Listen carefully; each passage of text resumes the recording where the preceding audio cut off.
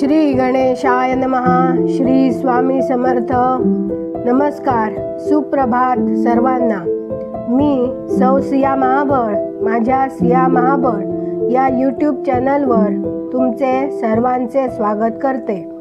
आज आपण थोड्या गप्पा गोष्टी करूया, कारण कालपर्यंत आपले श्री वाल्मिकी रामायण वाचन पूर्ण झाले. उद्या परवापासून एक वाचनाचे नवे पर्व आपण वाचायला सुरुवात करूया. श्री वाल्मिकी रामायणाचे 3 खंड आपण अनुक्रमे वाचले. आशा आहे की तुम्हाला ते नक्कीच आवडले असतील. दररोज सकाळी हे श्री वाल्मिकी रामायण वाचनाची तशी मलाही सवय लागली, तशी तुम्हालाही ते ऐकण्याची सवय झाली असेल. मग आता रामायण संपल्यानंतर पुढे काय वाचन करशील असे प्रश्न काही जणांनी मला विचारले. मलाही असा प्रश्न पडला की नाही मला कळत नाही, पण माझ्या आई बाबांच्या कृपेने आणि त्यांनीच घेऊन ठेवलेली ही ग्रंथ संपदा इतकी मोठी आहे की त्यामुळे या प्रश्नाचे उत्तरही मला तिथेच सापडले. आणि आता श्री वाल्मिकी रामायण वाचनानंतर श्री वेदव्यास विरचित महाभारत ग्रंथ आपण वाचायला सुरुवात करणार आहोत. खरं तर हे महाभारत नावाप्रमाणेच खूप मोठे आहे. म्हणजे ह्याची जवळजवळ 10-11 पुस्तकं मोठी ग्रंथ ते आहेत. खूप जुनी पुस्तकं आहेत, अक्षरही छोटी आहेत. त्यामुळे हे वाचन सुरू करू की नको? नियमाने दररोज हे महाभारत तुमच्यापर्यंत पोहोचवणं मला जमेल की नाही असे प्रश्न मला पडले. परंतु रामायण वाचन सुरू केल्यानंतर आणि त्याआधीही हे प्रश्न होतेच, कारण आम्ही खेडेगावात राहतो. इथे लाईटचा, नेटवर्कचा प्रॉब्लेम सतत भेडसावत असतो. व्हिडिओ अपलोड करण्याआधी या सगळ्या प्रश्नांना सामोरे जावे लागते. पूर्वनियोजन नसेल तर सगळा खोळंबा होऊन बसतो. पण माझ्या मुलांच्या मदतीमुळे आणि आईबाबांच्या पुण्याईने, नेटवाल्यांच्या सहकार्याने आणि लाईटवाल्यांच्या सहकार्याने सुद्धा आजपर्यंत अखंडपणे दररोज हे रामायण वाचन तुमच्यापर्यंत पोचवता आले. आणि पुढेही हे महाभारत असेच दररोज तुमच्यापर्यंत पोचेल अशी आशा मला वाटते. आणि त्यासाठी या सगळ्यांचे सहकार्य मिळेल अशी आशा बाळगून हे महाभारत वाचन सुरू करण्याचा संकल्प आज केला आहे. रामायणापेक्षा तशा महाभारतात जास्त कथा आपल्याला ऐकायला मिळणार आहेत. वाल्मिकी रामायण जे आपण वाचले ते जसे संस्कृतमध्ये जे श्लोक आहेत त्याचे मराठी रूपांतर वाचले. म्हणजे जे मूळ रामायण आहे ते त्यात जास्तीच्या गोष्टी नव्हत्या.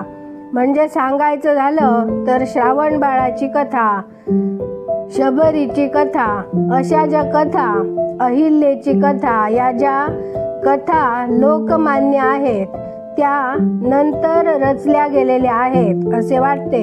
कारण मूळ रामायणात या कथांचा विस्तार आढळत नाही. वेगवेगळ्या रामायणातून वेगवेगळ्या कथा या लोकांच्या मनोरंजनासाठी त्यात जोडल्या गेलेल्या आहेत असे वाटते, त्यात थोडी रंजकता आणण्यासाठी. महाभारतात मात्र वेगवेगळ्या रोचक कथा आपल्याला ऐकायला मिळणार आहेत. रामायणाची पुस्तकं जशी खूप जुनी आहेत तशीच ही महाभारताची पुस्तकं सुद्धा जवळजवळ 60-70 वर्षापूर्वीची आहेत. आईबाबानंतर माझ्या भाऊ आणि वहिनींनी ही पुस्तकं खूप सांभाळून जपून ठेवली आहेत. त्यामुळे मला ती वाचून तुमच्यापर्यंत पोहोचवता आली. रामायण वाचनाचे व्हिडिओ जसे ऐकत होतात तसेच हे महाभारत वाचनाचे व्हिडिओसुद्धा दररोज ऐका आणि माझ्या चॅनलचे व्ह्यूअर्स वाढवा. तुमच्या नातेवाईक मित्रमंडळींना सुद्धा हे व्हिडिओ शेअर करून त्यांनाही ऐकायला सांगा. ज्यांनी अजून माझ्या चॅनलला सबस्क्राईब केले नसेल त्यांनी माझ्या चॅनलला सबस्क्राईब करा आणि व्हिडिओ खाली असलेला अंगठा दाबून व्हिडिओला लाईक करा. आणि हो, कमेंटमध्ये पण लिहायला विसरू नका. तुम्हाला हे वाचन आवडते का किंवा यात काही सुधारणा करू का हे पण कळवा. मला खूप आवडेल आणि हे व्हिडिओ आणखीन जास्त लोकांपर्यंत पोहोचायला मदत तर होईलच, पण माझा उत्साह सुद्धा वाढेल. शेवटी तुमचे आशीर्वाद आणि शुभेच्छा पाठीशी असल्याशिवाय मला एकटीला हे शक्य होणार नाही. खरं तर सबस्क्राईब बटन दाबायला एकही पैसा लागत नाही. तुमच्या सबस्क्राईब करण्याने माझा आनंद आणि उत्साह द्विगुणित होणार आहे, हे लक्षात घ्या आणि कृपया माझ्या चॅनलला सबस्क्राईब करा. आता पुन्हा नवीन उत्साह आणि जोमाने श्री व्यास विरचित महाभारत वाचनाला सुरुवात करूया आणि तुम्ही सुद्धा तितक्याच उत्साह आणि आनंदाने महाभारत ऐकाल असा विश्वास आहे. आणि हो, आणि एक सूचना आहे. माझ्या सिया महाबळ या यूट्यूब चॅनलचे नाव बदलून आता सिया ऑफिशियल हे नाव आता उद्यापासून असणार आहे. वेळ तीच सकाळी 6:30ची. फक्त नावात बदल करून म्हणजे सिया महाबळ हे नाव बदलून सिया ऑफिशियल हे नाव उद्यापासून माझ्या चॅनलचे असणार आहे. याची कृपया नोंद घ्या.